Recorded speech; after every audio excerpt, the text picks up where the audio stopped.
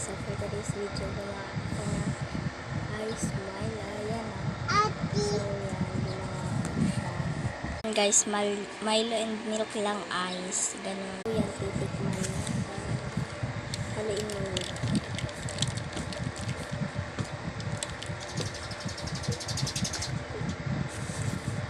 Sarap guys. Try mo. Ginawa ko pala siya kasi naubusan kami ng Yakult na inumin. Bibili pa lang. Wait lang, dapat ko lang.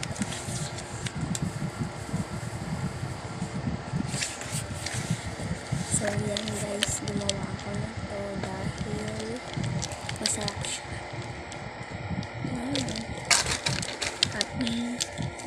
Atong bangka watin ko guys. So yan guys, thank you for watching. Bye bye, gayahin nyo na.